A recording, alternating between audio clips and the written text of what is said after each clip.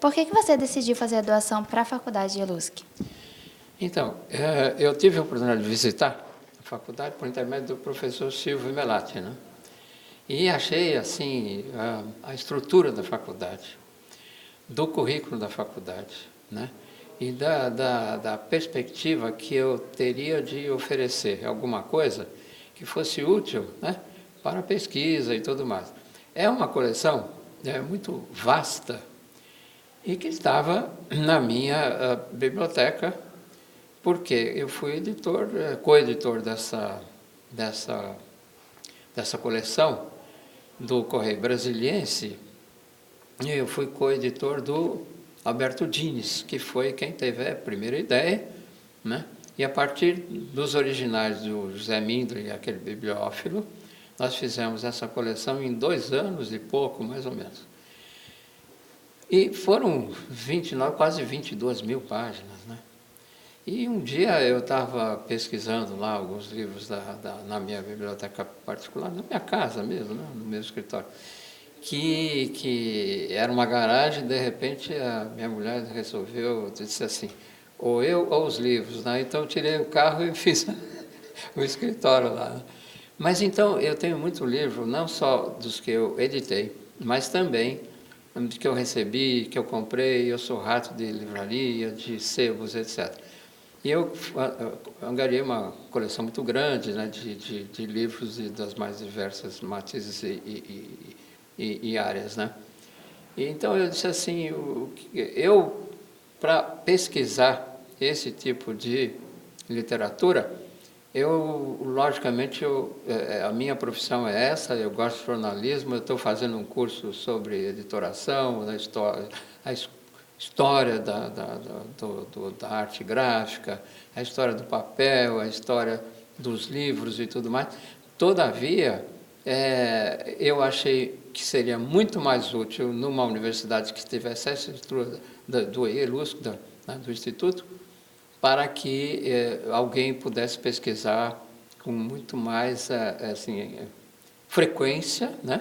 E com uma utilidade muito maior do que eu ter isso reservado lá na minha, vamos dizer, sob a minha guarda, né? Então foi por isso que eu resolvi doar. Na sua opinião, qual que é a importância dessa coletânea para o meio acadêmico? Olha, o Correio Brasiliense, eu acho que foi um exercício de conhecimento de Hipólito da Costa, né? Hipólito José da Costa, naquela época, com os recursos parcos que eles tinham, né? Logicamente, para a edição, e inclusive fazendo isso clandestinamente na Inglaterra. E ele contou de 1808 a 1800 praticamente 14, né?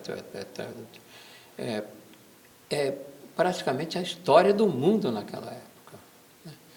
Ele escrevia muito bem, além disso, ele tinha uma cultura que angariou desde cedo, porque ele estudou em Coimbra.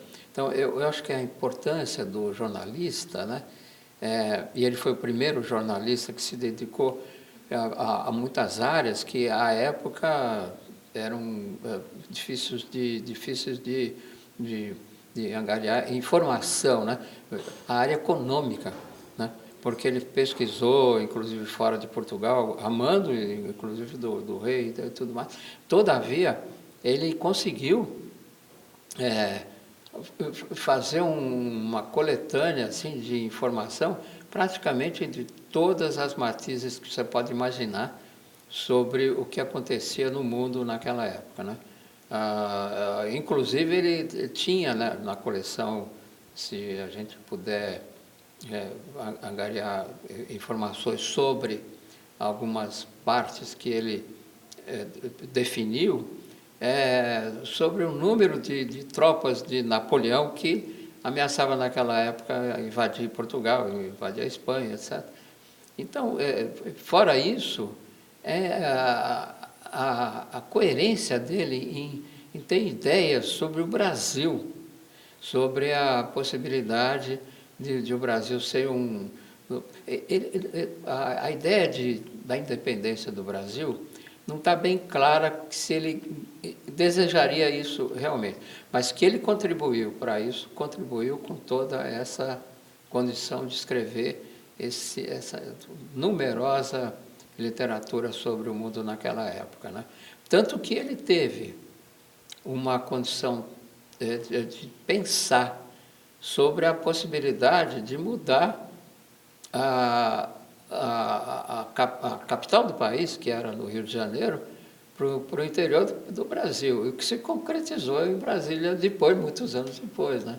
Então você veja a visão de Hipólito da Costa era uma coisa maravilhosa, ele conhecia, né, o mundo e as perspectivas não só econômicas, mas também de desenvolvimento do mundo naquele momento, né? E por que transformar um jornal tão rico como o Correio Brasiliense numa coletânea? Porque era assim, ele não, esse formato do jornal era assim que ele mandava para o Brasil. Cada edição tinha mais ou menos de 140 a 170 páginas, mais ou menos, né? E ele ia escrevendo e mandando periodicamente. E chegava ao Brasil, né? Lógico que ele teve ajuda, porque e chegava às pessoas a quem interessava ele, né? O Correio Brasiliense foi combatido pelo rei, naturalmente, e pelo reinado da época, né? Porque ele combatia sempre os malfeitos, né, do Império. E sinceramente, ele conseguiu realmente botar na cabeça das pessoas que alguma coisa precisava mudar. E era tão difícil angariar informações. Não foi só ele. No Brasil existem alguns exemplos interessantes. Na década do século XIX, 1860 e poucos até 1881, 82 mais ou menos, nós tivemos algumas publicações que são almanaques de São Paulo. E que vários jornalistas daquela época escreveram, né? São personalidades que marcaram realmente. Porque, veja, a tipografia era muito primitiva, eram prelos então, a dificuldade... É lógico que as edições eram menores e tudo mais. Todavia, eu acho que era muito difícil você pegar a informação, né? Você andava a pé e a cavalo, né? Praticamente. Então, esse esforço e essa condição, né? Não havia nenhuma dificuldade para ele conseguir realizar o intuito dele, que era informar, né? Então, eu acho que esse é o grande mérito daquela coleção. Com todas as dificuldades que ele venceu galhardamente, conseguiu fazer uma obra maravilhosa com uma qualidade informativa e de edição assim absolutamente notáveis, né?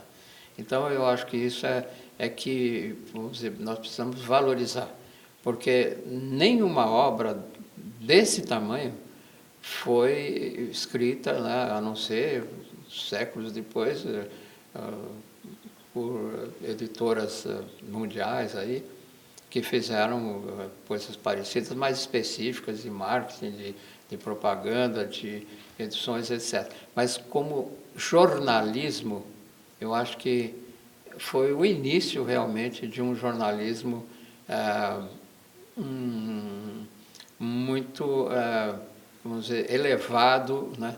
E com uma linguagem assim que não deixava nada a desejar. É um exemplo para muita gente.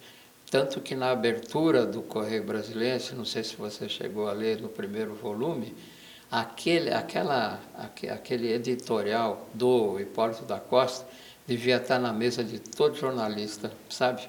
Está na minha mesa, eu copiei, e está na minha mesa para eu lembrar realmente de um aspecto ético, né, de esforço de uma informação correta e precisa, né? Não é incisa porque ele tem muita coisa que escreveu, mas é um jornalismo que pode servir de exemplo até para os jornalistas atuais, né? Ok?